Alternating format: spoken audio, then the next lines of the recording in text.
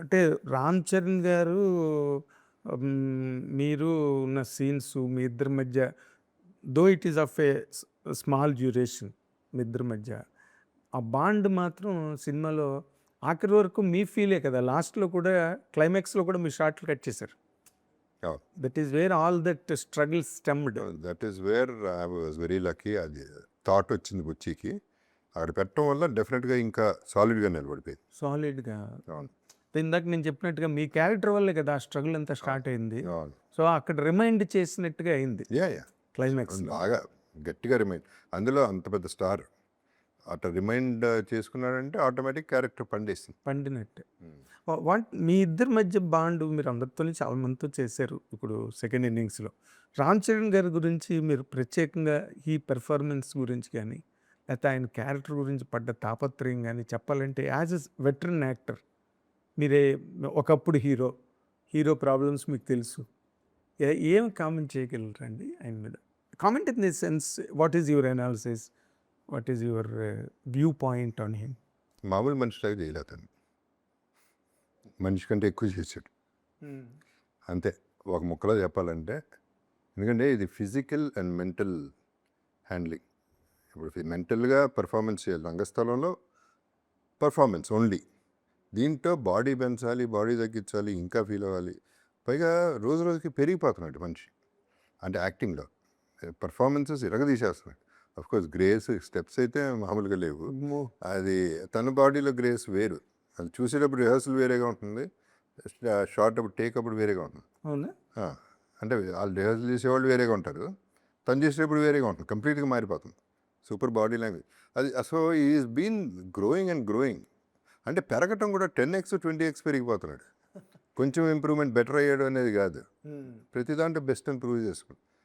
మన హీరోల్లో ఉన్న అడ్వాంటేజ్ అది నాకేంద్ర. ఇప్పుడు చాలామంది ప్రతి సినిమాకి మించి చేసేస్తున్నారు ప్రతి ఒక్కడు కూడా, అండ్ ఓపెన్ అయిపోతున్నారు. They don't care. ఇప్పుడు పక్కనాడు స్కోర్ చేస్తున్నాడన్నా భయపడట్లేదు, చేస్తే చేయని కథే కదా మన సినిమాకి హెల్ప్ అవుతుంది క్యారెక్టర్. ఇప్పుడు తీసుకుంటే తారక్ తీసుకుంటే నాన్నకి ప్రేమతో సినిమా చేసేటప్పుడు ఫస్ట్ కథ చెప్పింది సుక్కు కాదు, నాకు తారకే చెప్పాడు ఫస్ట్ కదా, సుక్కు చెప్పడుగా.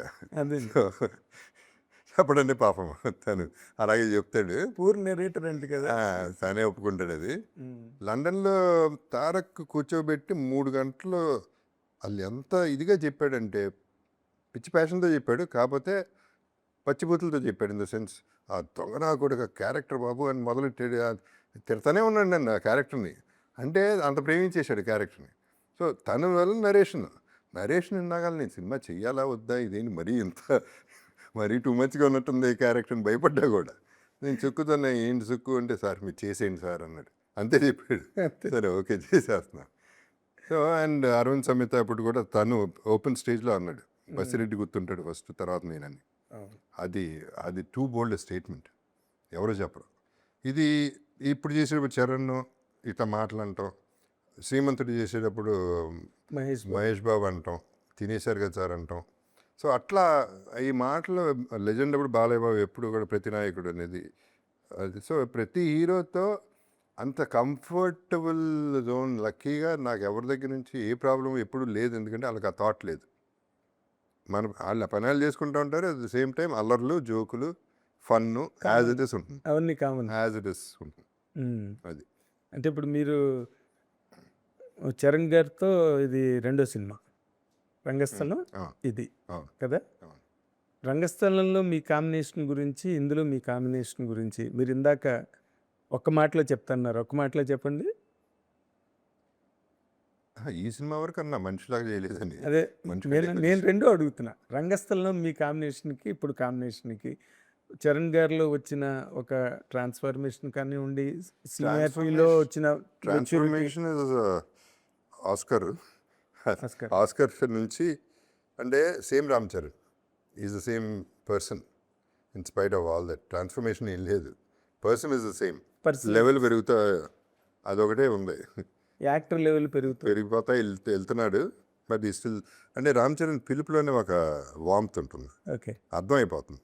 అంటే అందరినీ తనకి ఇది ఉంది, నాతో ఒక్కడితోనే కాదు. ఇప్పుడు సాయిధరం తేజతో మాట్లాడినప్పుడు చెప్పారు. జనరల్గా నేను యాక్చువల్లీ రామ్ చరణ్తో నేను హోస్ట్ చేద్దాం అనుకున్నా ఒక షో దీని గురించి, ఈ ప్రోగ్రామ్ గురించి. కుదరలేదు అది. ఓకే. బట్ దాంట్లో దాని గురించి తేజ్ని అడిగితే సాయిధరం తేజ్ని అన్నాడు, అందరితో లవింగ్గా ఉంటాడండి, కజిన్స్తో విపరీతంగా, బాబాయ్తో, పవన్ కళ్యాణ్ గారితో, వీళ్ళందరితో చాలా లవింగ్గా ఉంటాడు, చాలా ఫన్ లవింగ్, చాలా ఎఫెక్షనేట్ అని. అది కనపడుతుంది.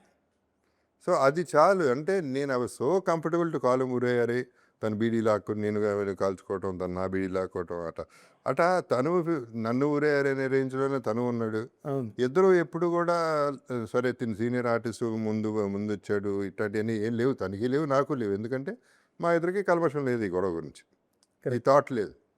మీకు మంచి వైబింగ్ వచ్చింది. ఉంటుంది because of the other person. తన యాటిట్యూడ్ చూపిస్తే ఇవన్నీ జరగవు. కరెక్ట్. అంతేగా. మీరు వెంటనే రిస్ట్రిక్ట్ అయిపోతారు కదా. అంతే. యాటిట్యూడ్ యాక్చువల్లీ అది ఎఫెక్ట్ కూడా అవుతుంది, సినిమాకి ఎఫెక్ట్ అవుతుంది. ఇప్పుడు ధైర్యంగా అంటే ఆర్టిస్ట్ జనరల్గా నాకు లక్కీగా ఎవరు అంటే నువ్వు మనిషివే నేను మనిషిని అనే ఫీలింగ్ నాకు. అదే. ఇప్పుడు బచ్చన్ గారితో చేసిన ఆయన అంటే చాలా ఇష్టం. బట్ దట్ డజంట్ మీన్ భయపడిపోవాలి. భయం ఎందుకు, దానికి బెరుకెందుకు, unless they show an attitude చూపించినప్పుడు మనం వెనక్కి పడతాం. అది యాటిట్యూడ్ ఎవరు చూపించలేదు ఇంతవరకు అసలు ఏ ఆర్టిస్ట్ చూపించలేదు. ఏమన్నా యాటిట్యూడ్ చూపిస్తే చిన్నాళ్ళు అటు ఇటు చూపించారు తప్ప పెద్దవాళ్ళు ఎవరు చూపించలేదు ఇప్పుడు. ఇది మరి చాలా చాలా స్వీపింగ్ స్టేట్మెంట్ ఇది. ఇది నిజమే. అంటే పెరిగేవాడికి అది ఎప్పుడు కూడా మనమంటే మనకు కొంచెం భయం ఉండాలి, మోర్ దెన్ ధైర్యం. కొంచెం భయం ఉండాలి. అంటే నేను కరెక్ట్గా ఉన్నానా లేదా పెరుగుతున్నవాడికి ఆ భయం నాకెప్పుడు ఉంది. అంటే అందుకనే నేను కంట్రోల్గా ఉంటా, అందుకనే ఎక్కువ బయటికి రాను, ఎక్కువ మాట్లాడు. సో దట్ ఈస్ అదేంటంటే అది లోపల చెకింగ్ మై సెల్ఫ్. అది కరెక్ట్గా ఉన్నానా లేదా, ఎక్కువ చేస్తున్నానా లేదు, తగ్గాలి అనేది నాకు నేను చెప్పుకోవడం అనమాట. అది పెద్దవాళ్ళు అన్నీ దాటేశారు ఆ స్టేజ్. కొంచెం అప్కమింగ్ ఉంటారు ఇన్సెక్యూర్ వాళ్ళు ఫీల్ అయిపోతూ ఉంటారు ఎక్కువ. అంటే ఆడేంటి వాళ్ళు పెద్ద అయితే ఏంటి అనే వాళ్ళు కొంతమంది ఉంటారు. ఇటువంటి వాళ్ళతో కష్టం, అసలు వాళ్ళతో కష్టం ఉండదు ఎప్పుడు. అండ్ వాళ్ళు తక్కువే, చిన్న ఆర్టిస్టులు కూడా పాపం. అదేలేండి. లక్కీగా ఎవరు ఇబ్బంది పెట్టాల. లేదు కానీ కంపారిటివ్గా చెప్పారు మీరు. అంతే. Comparatively comparison to Ram Charan గారు, ఆయన తాలూకా క్యారెక్టర్నే కాదు అందరూ పెరిగిన కొద్దీ పొగరెక్కుతుంది. బట్ అది ఎవరు చూపించట్లా. అది దట్స్ అ గుడ్ థింగ్. అంటే ఎక్కడ ఎదగాలో ఎక్కడ వదగాలో తెలియదు. పవన్ కళ్యాణ్ గారు వీళ్ళందరూ ఒదిగే ఉంటారు, అసలు ఇష్యూ లేదు. అదేలేండి. ఇందాక హీరోల గురించి మాట్లాడేటప్పుడు ఐ షుడ్ మెన్షన్ చిరంజీవి గారికి థ్యాంక్స్ చెప్పాలి. ఎందుకంటే వాళ్ళ అబ్బాయి చేసిన సినిమా గొప్ప సినిమా చేశాడు, గొప్పగా చేశాడు వాళ్ళ అబ్బాయి. బట్ ఇది ఆయన ట్వీట్ చేసినప్పుడు అందరి పేర్లు రాసింది ఓకే, బట్ లాస్ట్లో నా పేరు మై బ్రదర్ జగపతి బాబు అని పెట్టారు. That is a very nice gesture. ఇది హ్యూమిలిటీ. ఇదంతా ద బ్యూటీ ఈజ్ వీళ్ళందరూ అంటే ఎక్కడ ఎవరిని టచ్ చేయాలి, వీళ్ళకి ఈ క్రెడిట్ వెళ్ళాలి అని ఫీల్ అవుతున్నారు కాబట్టి they thinking about everybody. They not thinking only about his son. That is what. ఆయన అందరినీ మెన్షన్ చేసి లాస్ట్లో మీకు మళ్ళీ ఒక స్పెషల్ మెన్షన్ మై బ్రదర్ అని. So that itself is special for me. Special, absolutely. You're a special actor అండి, you're a special performer. చెప్పాలిగా, చెప్పే ఇది ఉండాలి, మనసు ఉండాలి. అదే of course he has recognised it. అంటే ఈయన కైండ్ ఆఫ్ క్యారెక్టర్ని రామ్ చరణ్ గారు ఒక పాజిటివ్ స్పిరిట్ కోసం స్ట్రగుల్ అవ్వడం అన్నది, దాన్ని ఒప్పించడం అన్నది పెర్ఫార్మెన్స్ ద్వారా చాలా కష్టమైన విషయం. ఒకప్పుడు ఒక నెగిటివ్ క్యారెక్టర్ ద్వారా ఆడిటోరియంస్ని ఇంప్రెస్ చేయించండి. పాజిటివ్ క్యారెక్టరు ఆ స్ట్రగుల్ అంటే పీపుల్ అంత యాక్టివ్గా రిసీవ్ చేసుకునే అవకాశం తక్కువ. బట్ రామ్ చరణ్ గారు impressed upon millions of people and thousands of theatres. అసలు ఆ పెర్ఫార్మెన్స్ గురించి మీరు చెప్పాలంటే ఆయన పెర్ఫార్మెన్స్ ఇందాక ఆయన పర్సన్గా చెప్పారు మీరు ఆయన గురించి.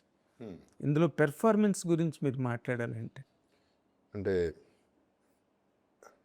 అర్థం కదా. ఇప్పుడు ఈ పెర్ఫార్మెన్స్ అనేది పాజిటివ్ క్యారెక్టర్ స్ట్రగుల్ కదా. Okay, that's a good one Nagendra. ఇప్పుడు పెద్ద అనే సినిమాకి చెప్తున్నా కదా, నేను ప్రీమియర్గా నేను డిసప్పాయింట్ అయ్యా. అంటే నేను ఊహించింది పెద్ద స్ట్రైట్, అప్పుడు నేను సినిమా చూడలా, అంటే స్ట్రైట్ బ్లాక్ బస్టర్ టాక్ వచ్చేస్తుంది ఓపెనింగ్ డే అనుకున్నా, కానీ రాలా. దానికి 1,00,000 రీజన్స్ ఉన్నాయి. ఇది ఆపోజిషన్ వాళ్ళు దింపేయాలని ఉంటారు. అండ్ మైండ్ వేరే ఫ్రేమ్ ఆఫ్ మైండ్లో ఎక్కడో ఒక అద్భుతం అని మైండ్కి అన్లిమిటెడ్ ఇది ఉంటుంది కదా విజన్. అది రీచ్ అవ్వాలంటే చాలా కష్టం. ఆ ఫీలింగ్తో వచ్చిన వాళ్ళు ఉంటారు, ఎక్సైట్మెంట్తో వచ్చిన వాళ్ళు ఉంటారు, బ్లడ్ ప్రెషర్ రన్ అవుతూ ఉంటుంది. ఇన్ని రకాల మనుషులు plus this not a regular commercial film. Hero 40 మందిని కొడుతున్న ఫిలిం కాదు ఇది. క్లాప్స్ విజిల్స్ పడే ఇది కాదు, ఇది ఫీల్ అయ్యేది. ఇది లోపల లోపల ఫీల్ అయ్యి లోపల లోపల బాధపడి పూలిపోతా ఏడుస్తా చూస్తూ ప్రేమిస్తూ అట్లా ఉండే సినిమా ఇది.